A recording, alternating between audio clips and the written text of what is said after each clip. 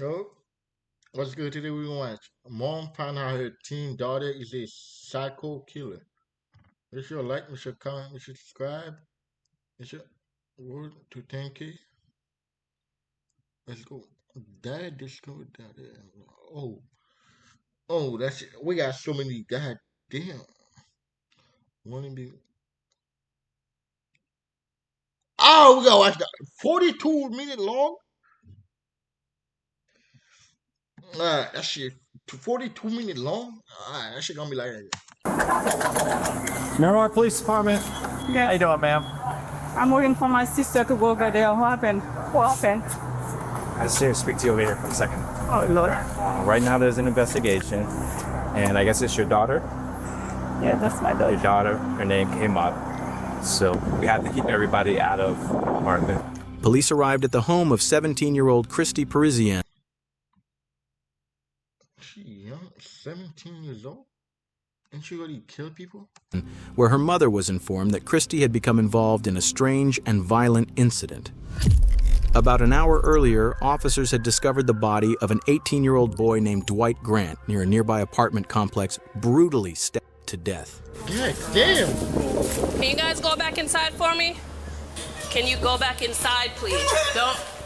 Just do as I ask, please. Passengers have been taken into custody in the murder of 18-year-old Dwight DJ Grant. After a body was found there, Local 10's Andrew Perez is live for this 18-year-old from Miramar High School, and instead, officers found a body. Wait, Myanmar? is live For this 18-year-old from Miramar High It's like 30 minutes away from Miami. What the fuck? Miami go, what the fuck? School, and instead, officers found a body. As new clues surfaced and the investigation continued, police uncovered a hidden conflict between Dwight and 3 of his classmates from Miramar High School. Now officers needed to track all 3 of them down as quickly as Oh, I heard about that. I think they stabbed him because they said he was gay. I think they said they killed him because he was possible to figure out what had really happened, what each of their roles was, and more importantly, why. But what detectives were about to learn about how this murder happened, why it happened, and just how complicated. I'm not sure. That's why they said I heard that. I heard a rumor that at Myanmar High School, 3 girls stopped somebody because they say he was allegedly gay. That's why they allegedly stopped him. It truly was, turned out to be far more shocking than anyone expected. You can't get away with nothing. There's cameras everywhere.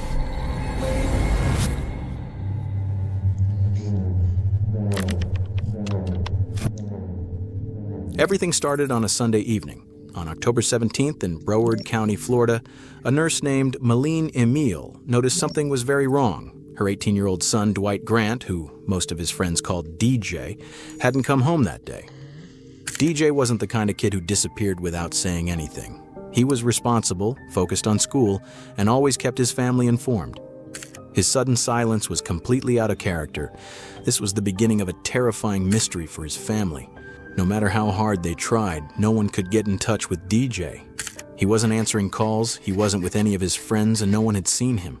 By Monday morning, the worry exploded. DJ didn't show up to any of his classes, something that never happened. His teachers noticed immediately, his friends noticed, and his family knew something was seriously wrong. His family and friends checked every place he might have gone, called every person he might have been with, drove through neighborhoods, handed out flyers. Nothing. Police even went to the high school hoping someone there might know where he'd gone. Officers spoke to students one by one. At this point, even the smallest detail could be the clue they needed. Anxiety and depression, so like he would check. He has anxiety? No, I have okay, anxiety. so he would check on you. Yeah. Do you know the girl that he's talking to or trying to talk to? No, No, does he have a girlfriend? not to my knowledge, no. No? Okay. Right. All right. So you haven't seen him? What's up, man? No, everything good? Okay. Okay, so you haven't spoken to him since. Is this his behavior? Like, does he do it? He's a good kid? He's a good kid. He doesn't drink. He doesn't smoke. He goes out. He has a plan. He goes out with his friends. He calls literally all of us all the time to let us know, like, what's up, how you are. Okay. All right. To everyone who knew him, DJ was quiet, calm, and spent most of his free time gaming. He wasn't the type to get into fights, he didn't cause trouble, and he had zero history of reckless behavior. Nothing in his past suggested he'd ever disappear or end up involved in something dangerous. Damn. The search for DJ continued through Tuesday of that same week. Then, around 2 p.m., while officers were canvassing the area near Sherman Circle North, a quiet neighborhood in Miramar before all this, they made the worst discovery imaginable. Hidden in the bushes beside an apartment building, police found the body of a young man. Oh my God. Let me step back. The body was found just outside the apartment building where DJ lived. All that time, he had been there, right near his own home. What? Oh no, that's it. It's sad to see a young life taken away. I'm not the person that had to advocate that people should die, but I don't like to see people die. God put you on the earth to do something. You know why I don't like people dying? Because you literally fight. When you come out and see you fighting over 10 million people, 10 million of your brothers and sisters to survive to being born. Are you 1 out of a million? 1 out of 10 million. You special. Just to die right there? That shit fucked up. Officers were led to the body by scattered bloodstains on the sidewalk. From an initial examination, the body had 2 fatal stab wounds, one to the neck and one to the chest. A knife was also found nearby, hidden in the bushes next to the body.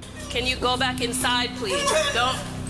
Just do as I ask, please. In a few minutes, an officer will come talk to you. Go back inside.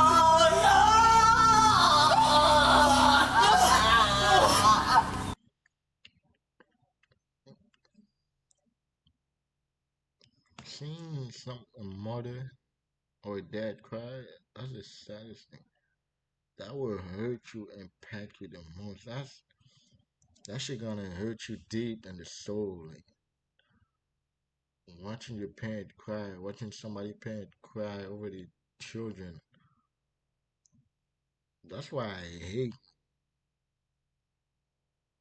hood rapper, fucking gangbanger talking about making your mama cry. That shit fucked up, bruh. That shit fucked up. Watching somebody's mom cry was watching your mom cry. That will hurt you, man. That will hurt you a lot. That shit like painful to see. It's like it impact you, like it's so bad that it make you feel like it hit you on your soul, my nigga. Like that shit so hard to see. You can see the grief and you can listen to the grief, the sadness, the confusion and the cry. Crying got a lot of emotion. That shit hurt a lot, bruh. That's why I hate when rappers or people online always saying talking about mama cry. That shit painful, bruh. It is. Listen, I can't answer anything right now. I just need you to go inside the apartment and stay there till I can get somebody to come and speak to you, please. I just want to listen, what did I just ask? Just give us a few minutes and somebody will come and talk to you. Just give me a few minutes. Go ahead and go inside. After speaking with DJ's family and asking them to remain patient, officers immediately blocked off the area surrounding the body and began processing the scene for evidence. 4 officers were on scene working to secure the area, search for evidence, and confirm the identity of the victim as quickly as possible. Pues eso happened aquí abajo. Aquí abajo, sí. Ahí abajo del stairwell que está ahí había mucha sangre, and you can see that probablemente están tratando de limpiarlo. Hay una cámara aquí, hay 2 cámaras aquí, y hay una cámara en esa esquina donde lo tiraron. Sunday. On Sunday, he went missing Sunday.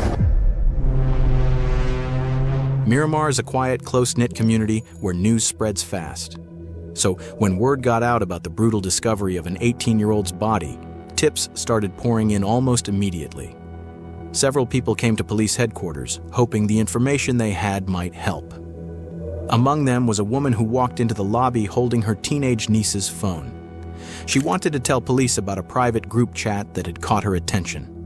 At the time, officers had no idea that this small piece of information would end up being the key to solving the entire case.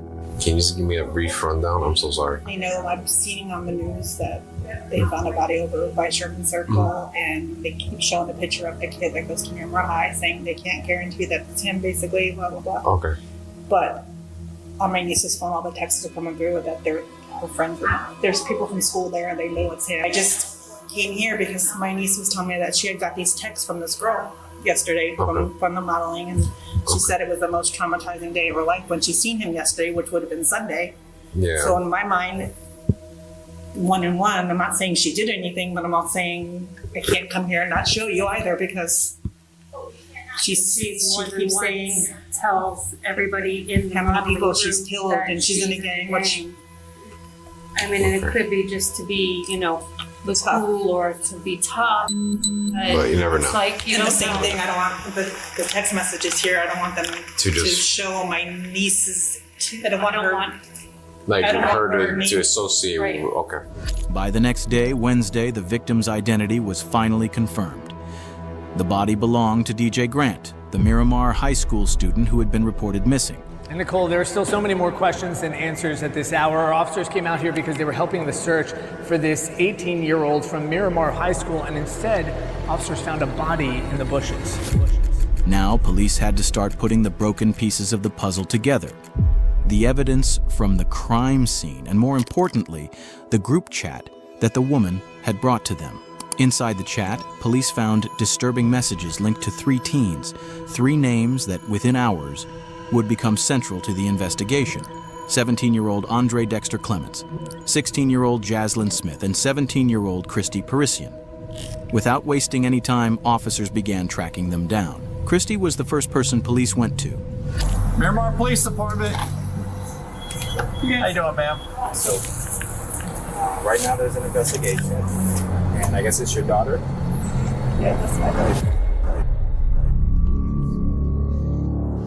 What we're gonna have to do is we're gonna have to keep you out of the house for now. Me? Yes. Nothing that has to do with you personally, but we have to keep everybody out of the apartment. So if there's anybody else in there that's in there. No, the sister, she's at work right now. But nobody else is inside? No, only 3 of us. You got shoes on? Okay. So we have detectives that are going to get a search warrant. Okay. So right now, we're just going to make sure nobody's inside, and then we're going to close the door. And then we're going to wait for the warrant to get here. And then When I come back. when who? When I come back, no? As soon as you're done with the search warrant, then Today, go back in. no? Can I take my phone to call my sister? Is okay? Take my phone? My phone is right there. Can I call her? Because I'm working on her to Well, right now at this point, we already gave you, notice that nobody can go back inside. Can you take my phone for me? This is right there. By the way, you see my phone right there? we really got to follow protocol. At this point, officers didn't have a warrant, so they wouldn't allow Christy's mother to go inside the house. She waited outside with them until another law enforcement member arrived with a warrant. While they were waiting, she told them that earlier that day, Christy had left her a voice message about the murder. Because of that, they changed course and retrieved the phone so the message could be played. I'll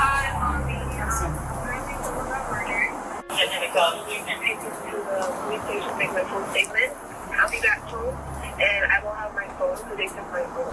So, okay. By now, the police had already spoken with Christy at the station. Her mother wasn't able to provide any additional information. The officers informed her that no one from the family was allowed to leave. So are you going to be around here? Are you sticking around here? Or are you leaving? Leaving where? You're not going anywhere, right? No, I was going to the police station. No, I mean right now. I'm looking for my sister to go to the police station because my sister drives. The next person on the list was Jaslyn Smith. The officers tracked her down and managed to find her around 11 p.m. that same night. Outside her family's apartment, they spoke with her while her mother was present. Jaslyn, did you hurt this person? No, I didn't. I didn't hit you or anything. I was just told to push him and make sure he stayed on the phone. I don't know exactly what happened. You're telling me that you were told to do something? I don't know what you did. I don't know what you didn't do. She said that she was told to keep him in a corner. Andre. Okay.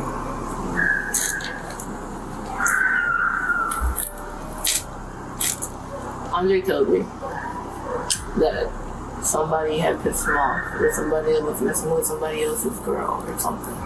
It had to do with some type of chick. And that he was upset and that he needed some backup for his fight. He told me it was just a fight. Jaslyn had been told to trap DJ in the stairwell. Andre needed backup for the fight, which was apparently over a girl, Andre's ex, who was now involved with DJ. You guys don't have to stay here. You do not have to talk to me. Are you going to arrest my child? No, I'm not going to arrest your child. I want to hear what she has to say, but I wanted to reiterate because I said it to you and she wasn't here. He told me to dress up in all black and follow him. Andre? Yes. I want to do rag and everything. He just said, do this for me. Just help me out with a fight. We're fine. We walked all the way there and walked up the stairway. And Chrissy was there. Chrissy had seduced him from what I know. I was trying to just pretend and forget that it didn't happen. I already knew that if something like this was going to happen, I already knew the cops were going to show up sooner or later. And I already started preparing myself for the worst, Ma. What do you mean by preparing yourself for the worst? If they send me away, Ma. According to her, the mastermind behind the whole murder was Andre. He even picked out the colors of the clothes, and the plan was just a fight. Jaslyn clearly tried to downplay her own role and choices. But over the next half hour, the officers, and even her mother, would unintentionally learn the truth from her words, shocking them to their core. Things her 16-year-old daughter... He's already this young, already catching body. That's fucked up, bro. ...had done were far beyond what... It was over a girl. I tell you, it was basically because the woman I heard that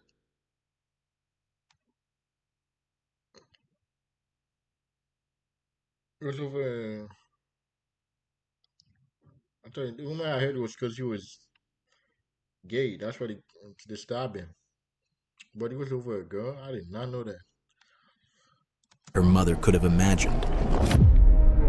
Detectives were still putting the pieces together with no clear reason to make an arrest. But Jaslyn knew what was coming. She knew there was no escape, and she had already prepared herself for the worst.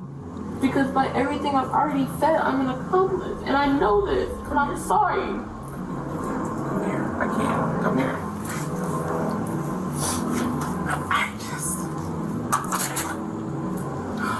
The female officer at the scene can be seen briefly laughing when Smith lets out a sigh.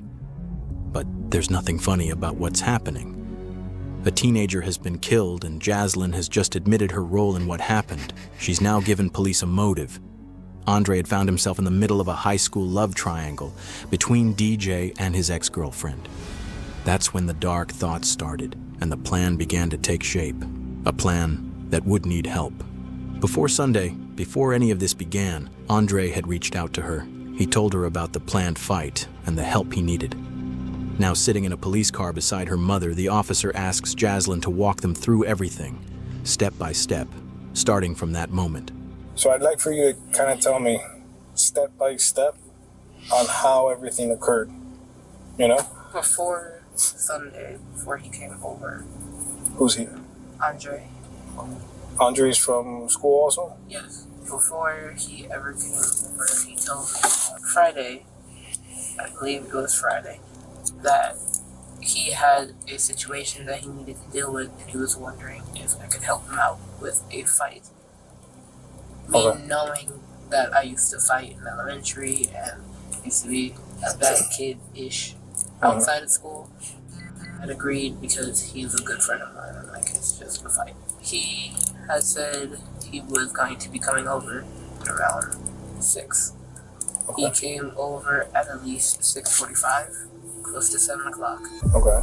And he had proceeded to tell me the whole scenario of, we're gonna get dressed in all black. You're gonna wear clothes that you don't care about. You're gonna wear gloves, you're gonna wear do-rag, I know the whole layout of the building. Andre already knew that Jaslyn had a reputation for fighting when she was younger. That was exactly why he chose her. He even picked out what Jaslyn should wear, telling her to wear gloves and protect her hair. Jaslyn's account helps clarify the days leading up to the murder, but one thing stands out. She repeatedly tries to downplay her role, presenting herself as someone who was merely influenced rather than involved. A claim that within minutes would be completely undermined by a small slip she made. We had gotten dressed, we had prepared. My mom had gotten home.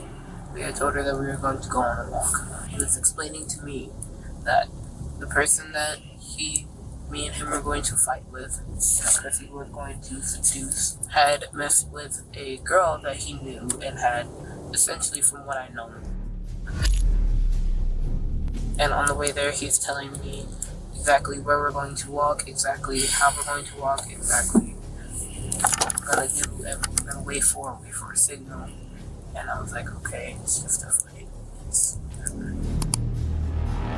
But immediately when we got in there, we had walked over to where the stairwell was, while he was telling me to move this way to avoid a camera and to avoid things. So we had walked up the stairs while Chrissy stayed downstairs and made a call. Me and him were upstairs. He's just talking to me. We're relaxed and we're chill. And then he got a signal from Chrissy to walk downstairs. And he had a weapon with him. He told me to hold the weapon. We had gloves on at this time still. We had walked down the stairs. He had approached the boy, and Chrissy had moved back and walked down the stairs. Did you know this boy or no? Okay. When the boy tried to make a run for it after Andre approached him and was like, yeah, we have a problem. And he has me standing behind. Chrissy looked at me and he made a run for it, and I'm like, okay, weapons just for intimidation, I'm gonna put this down. I ran and I helped Andre to tackle him and put him onto the ground. Jaslyn uses the word weapon. Even though she's detailed and specific in almost every other part of her story, she keeps this part vague. We already know DJ was found with 2 stab wounds, so whatever the weapon was, it clearly wasn't a gun. What that weapon actually was, and why Jaslyn avoided naming it, becomes clear later in the interview. And it's something that will shock you.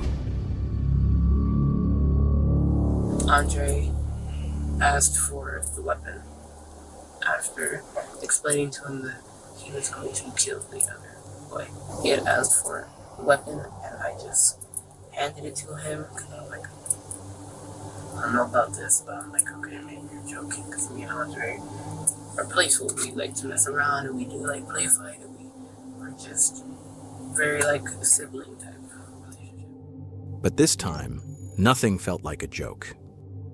The weapon he used, the level of planning involved, his behavior, and the sheer intensity of the violence he unleashed all point to the same conclusion. This was a planned killing, not a spontaneous act. He proceeded to take out a small weapon and attempt to stab me. And he was failing, and I was just like, okay, I didn't see it because I'm holding his legs. So I'm in a position where I'm holding both of his legs and I'm wrapped around his under torso, and I just feel poking right here. Jaslyn claims she didn't know Andre's full plan, but she did admit that she helped, holding DJ down even after the stabbing began. As disturbing as that is, Jaslyn never stopped or showed regret during the attack, not when DJ was begging for help, not even as he was slipping in and out of consciousness after being stabbed. And then he had another smaller weapon, and he took that out, and he stabbed him right here. Also, the boy was just like, you're gonna kill me. Just choke me out or like end it, because he kept going in and out. DJ knew he was dying. Under the pressure and pain he was in, he begged Andre to choke him and end it quickly. Andre ignored him and stabbed him again. After that, DJ went unresponsive, he stopped struggling and tragically died at the scene. In Jaslyn's version of events, she says she was told to do what she was assigned without asking questions. As the confrontation escalated, she says she didn't fight back because she was terrified of what might happen. Throughout her account, she places nearly all the blame on Andre. That explanation mostly holds up until Jaslyn slips up. In the middle of her story, she mentions a detail that seriously undermines her claim that she didn't know this was a murder plan and instead places her right at the center of it. Because prior to this, he had told me that this was the first person he had ever killed. Prior to this, he had told you that? When we were at the house, when we were just talking about the whole plan of what to do.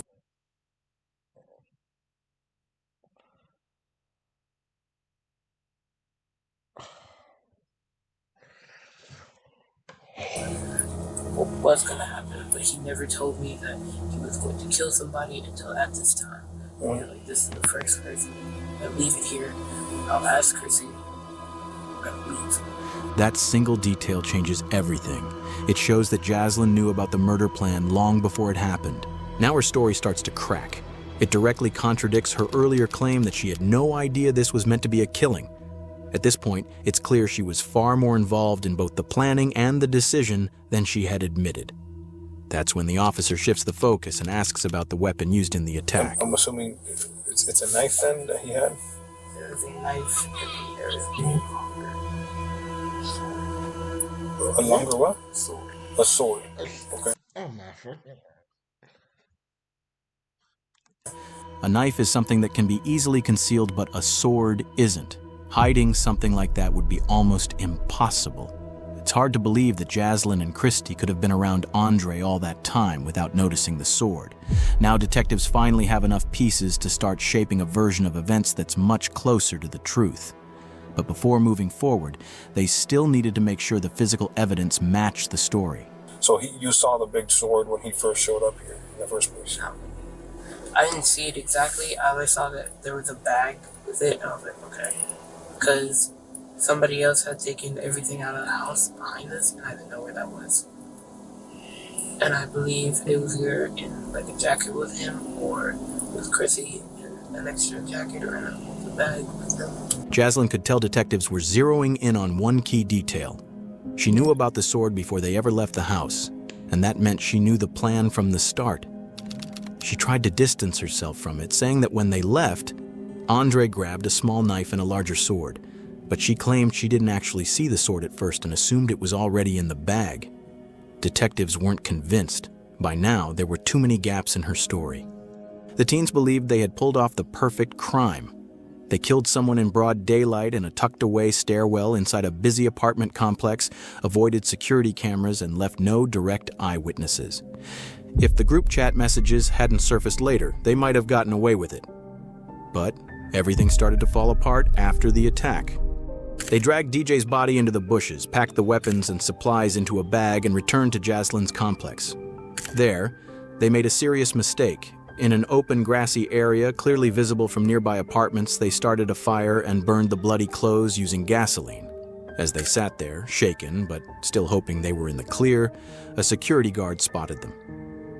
In that moment, the cover-up ended, and he wasn't the only one watching. Another resident had seen them too and later told police exactly what she saw.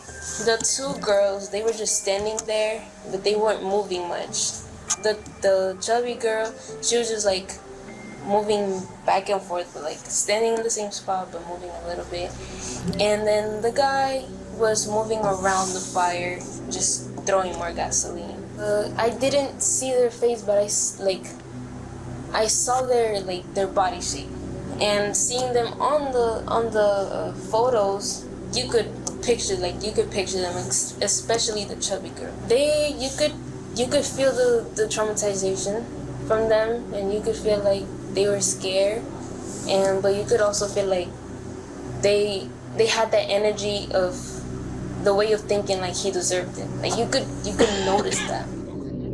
Security camera footage from the apartment complex backed up much of Jaslyn's story. The cameras showed the three teens dressed entirely in black as they approached the stairwell where DJ was attacked. One camera even captured DJ Grant's final moments. Another showed the teens dragging his body toward the bushes exactly as described. But as detectives reviewed everything more closely, cracks began to appear. Parts of Jaslyn's version didn't fully line up. Police seized the teens' phones and went through their messages. It didn't take long to find something that directly contradicted Jaslyn's claim that this was only meant to be a fight. One message revealed the true mindset behind the plan. White DJ Grant was killed back in October, and for months now, the 3 teens that are accused in his case have been kept in jail. All the evidence was clear. Within days, police moved in on all 3 suspects. Jaslyn Smith, Christy Parisian, and Andre Clements were all arrested. Each of them was charged as an adult. All 3 were charged with tampering with evidence and conspiracy to commit murder. Christy and Jaslyn were each charged with second-degree murder. Both eventually pleaded guilty and were sentenced to 25 years in prison, followed by an additional 10 years of probation.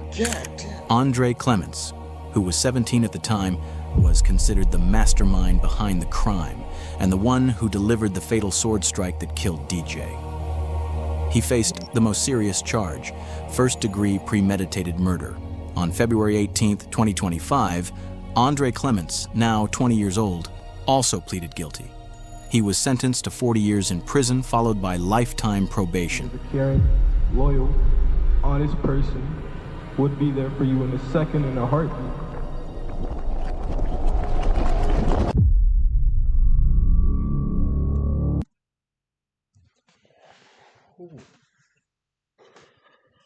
Ooh, that shit deep. That shit was deep. Ooh, that give me gills about. Young as y'all and you already committed murder. Ooh, that scared me. Mom find out her teen daughter is a psycho killer. Bet you like, make sure you comment, make sure you subscribe.